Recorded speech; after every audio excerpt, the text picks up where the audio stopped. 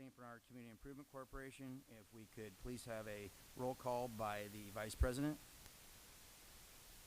Present. Here.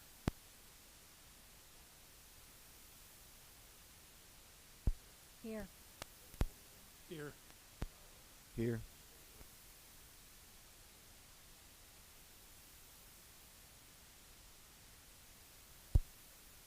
Okay, we'll be foregoing the minutes from the previous meeting until the regularly scheduled meeting at the end of the month. At this point, I guess we can go ahead and, if the treasurer would like to give a report, or if he wants to save it for the end of the month. The treasurer's report for the month. Fifth Third Bank, we have $362,597 and 14 cents in the Fifth Third checking account. In the First State account, we have $68,234.06. That concludes my report. Okay, and part of the purpose of tonight's meeting is also to try to fill the vacant position that we have on our board for that of a resident. And this evening we do have a candidate, and if you would like to actually come to the podium where we actually have a microphone, and you do actually have to hold these for some reason, but if you'd like to give a introduction and tell us who you are, a little bit about yourself, and why you'd like to be part of our wonderful board. Sure. Hello, everyone. Can you hear me okay? Is it working okay? Okay. My name's Allie Palmer, and I've lived in St. Bernard with my husband for about 3 years now. And we initially came to St. Bernard looking for a financial investment. We like to call ourselves real estate investors with our whole one property that we currently live in, but we bought our multifamily up on Jackson about 3 years ago and have planted ourselves there very comfortably. So after living here in St. Bernard for 3 years, we've kind of just decided to become personally more invested, not just rather than financially invested. We got to see a lot more of the community engagement, and it just kind of excited us to become more personally invested, knowing that we'd like to be here long term. So I'm not really here for any type of a personal agenda other than to become more personally invested, to see a community grow more and improve to grow, and so that we continue to enjoy living here and hopefully, bring even more young families into the community. And I don't really have any formal education as far as community improvement. I grew up in many leadership roles. I was very active in 4-H my entire life. I was a resident assistant all the way up through college. So being a people person, being involved in the community, that's not foreign to me. I come from a very similar town to St. Bernard. My grandfather was the mayor for many, many years, so everybody knew everybody, so it's not really unfamiliar to me. And I just kind of want to hope to be personally more invested, and I thought that being a part of this board was a good avenue for that. Thank you. All right, well, thank you, Allie. Is there anyone here on the board or anyone in the audience that would like to nominate any other candidates that are not present this evening to make a presentation?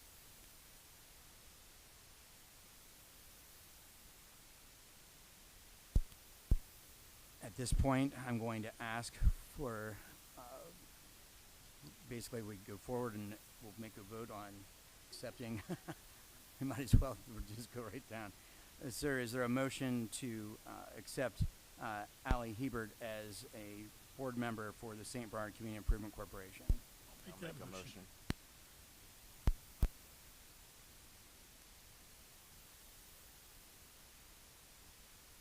Okay, on the motion to approve Allie Hebert as the newest member of the St. Bernard Community Improvement Corporation, President Stuchel, yes. Tom Ralston, yes. Yeah, you're getting impatient. All right, Jonathan, do it again. How do you vote? Yes. Bob Culberson, Yes. Meredith, Joe, Peggy, Yes. Ray Culberson, Yes. Chris Sauer, Yes. Amy,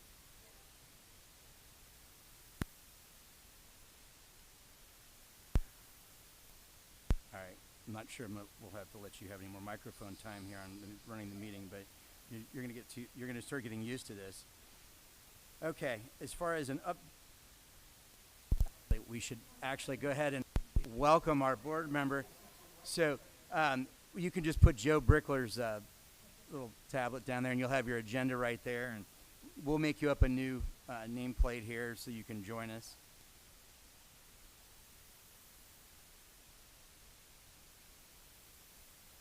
Okay, welcome. Update on the demolition of the shopping center. As you all are aware, the Village of St. Bernard was awarded a grant for the demolition. With that being said, there was a little bit of discussion as to whether or not that was something that would be legitimate. I can tell you that in the grant process and working through this with the Hamilton County Commissioners, nonprofits and other private entities are able to partner with municipalities that are awarded such grants. So with us being so grateful for that, we are going to be moving forward with that process. We do, of course, need to make sure that moving forward that we allow for proper time to be able to go out for competitive bid. We'll be writing up those specs so that we can properly do that. The bid was initially, the grant was initially factored because of the bid that we received from O'Rourke. O'Rourke cannot automatically just take this project, so we'll be working on that, again, going out to the competitive bidding process to move forward, which then carries right into that of the fact that we do have to notify our tenants. At this point, we have one tenant that requires 90 days notice per the lease. Everyone else is month to month. There is, I believe, something left with one tenant, but we will work through that. But at this point, we do need to serve written notice to vacate and giving them a proper notification. I will tell you that First State Bank, notification was already sent out to all of their clients that they will be closing business on December 29th here in the village itself. So we obviously don't have to notify them, but the other tenants within the actual shopping center itself, written notice does need to be served. If no one has any issue with that, I would like to actually just to keep things simple, even though I know that First State Bank would be closing business at the end of December, they still are going to stay for another month to actually remove any fixtures and other assets that they need to move to another location. I would like to actually give notice basically just to the end of the year, and if we need to be a little bit flexible beyond that for getting any fixtures and things out, but I think it would be easy to give notice a solid 90 days. We can do that this month. So I'm going to ask for a motion at this point to give written notice to all of the current tenants of the shopping center to vacate by the end of 2023. Hold that down. One question. What is the status on the agreement with the county for those funds? It's 100% approved, and Has it been, everything's been executed with the county?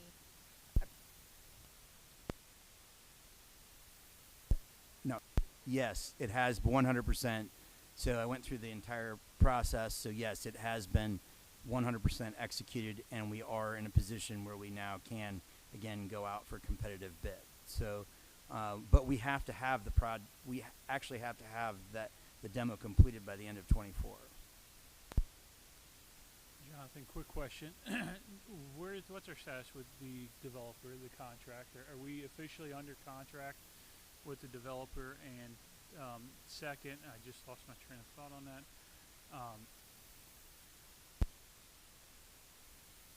So we may have to enter into an extension, but we're trying to work through the final stages of the parking agreement, which is pretty much the hold up with the closing. So at that point, once we're able to get that resolved, we can probably go ahead and have hard dates be able to be named as far as that goes. But with that being said, we still can at least move forward with the demolition, which I think, while in unison, while working through to resolve those issues, have this done, which I think will actually accelerate the project. Yeah, my only concern, is making sure we have a agreement that we're actually in, because my biggest fear is we get too far down the tracks here, and then for some reason this deal falls apart. And then we're going to have this loan that's going to be due with First State Bank, and then we won't have any income coming in. I understand that concern as well, but if there were to be something that were to actually fall apart, if that were to be the case, it is a whole lot easier for us to attract someone else with the scraped property than it is inheriting this. I understand, but and what your concern is as well, at the fact that we also will have the reappraisal and the reevaluation of the properties itself, and the bulk of what we're paying, at least which you obviously know, in property taxes would be restructured. How much is our loan right now with First State Bank? I will have to get the payoff on that, so I will verify that as to where we are. It's to something. I just don't have the exact figure. I have a question. Who's in charge of this demolition, the village or CIC? Not the CIC. The CIC would be responsible for anything above and beyond that of what the village was awarded in the grant, but the village is responsible because for all of the reporting that goes along with it, which is rather extensive.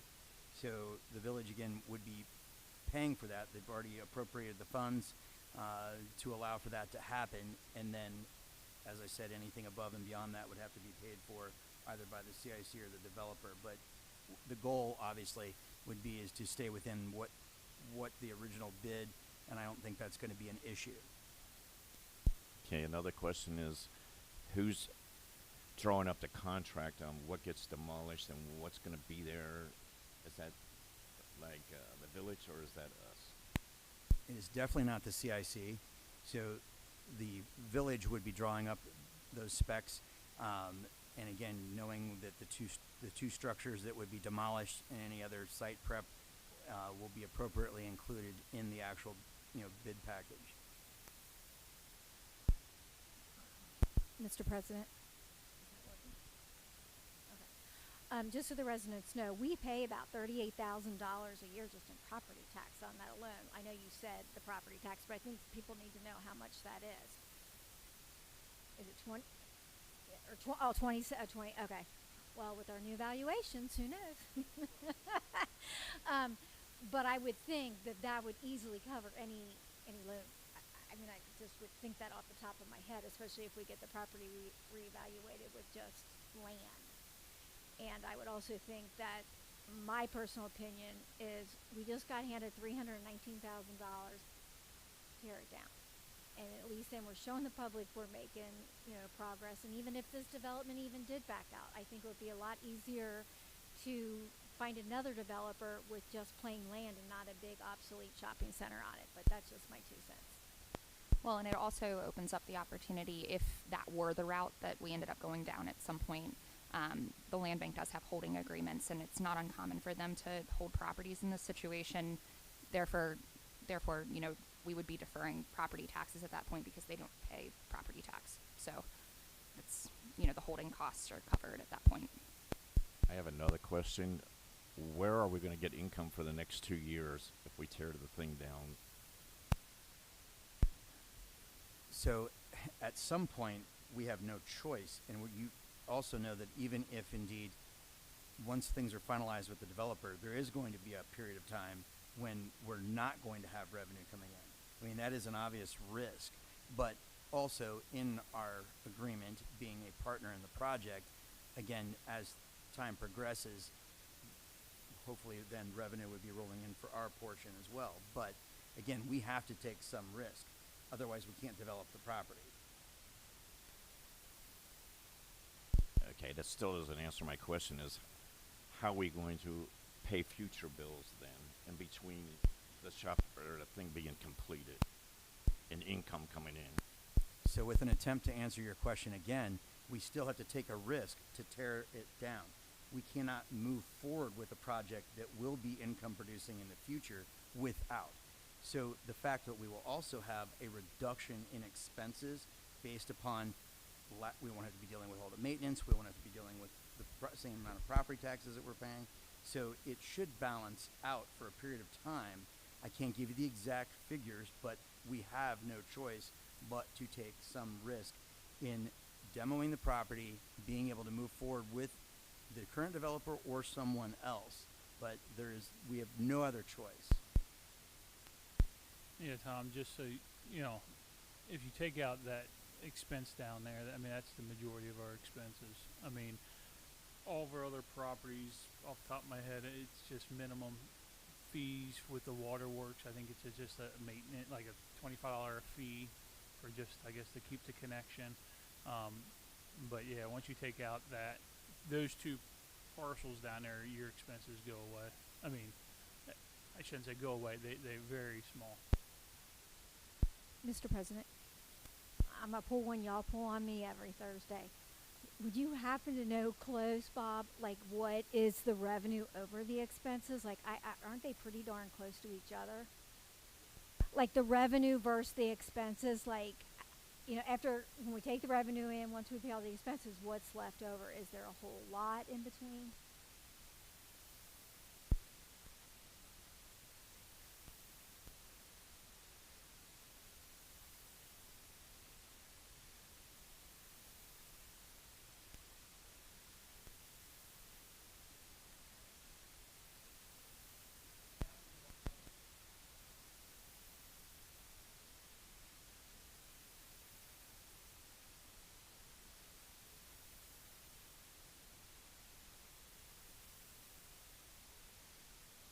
And we've had significant expenses above and beyond, you know, we've had, you know, water stuff, we've had roofs and all that kind of stuff. It would not surprise me if we were underwater at least for the last 12 months.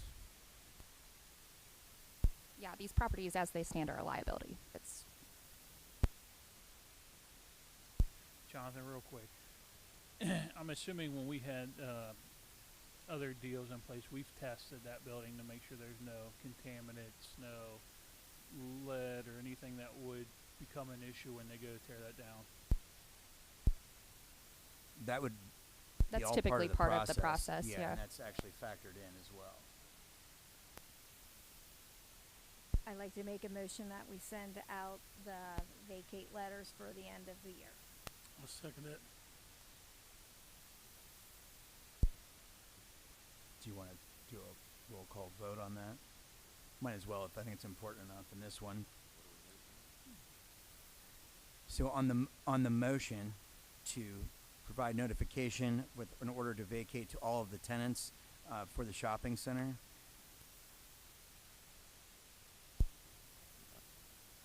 Jonathan, Yes. Tom Ralston, yes. Bob Culberson, Mary, Peggy, Yes. Ray, Yes. Chris, Yes. Amy, Yes. Bob. So it passes.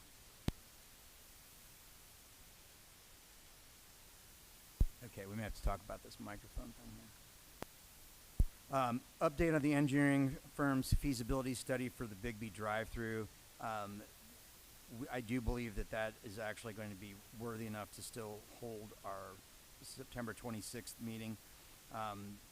In that time, we will have, you know, the actual plans itself for discussion. So that's going to be tabled for this evening. So again, I do believe that's worthy enough to still stick with this instead of putting that off for a month. That will hopefully we can move forward with coming up with a decision, and that could also help solve some of our, you know, parking agreement issues that have yet to be resolved. As far as anything under property maintenance, there really isn't anything else other than a random water leak today at Dollar General. But I mean, other than that, I mean, we've pretty much like leveled out a little bit, unless anyone within the group has something else to bring up. But I would have been the first to heard of any emergencies. As far as anything under open discussion or additional agenda items, does anyone on the board have anything that they would like to bring up? Tom? Anyone in the audience have anything that they'd like to bring up? Okay, I show our next meeting. We are still going to be having a 6 o'clock meeting on Tuesday, September 26th here in council chambers. Do we have a motion to adjourn? Mr. President, I make a motion we adjourn. I'll second that. Great. Meeting adjourned. And again, welcome to Ally.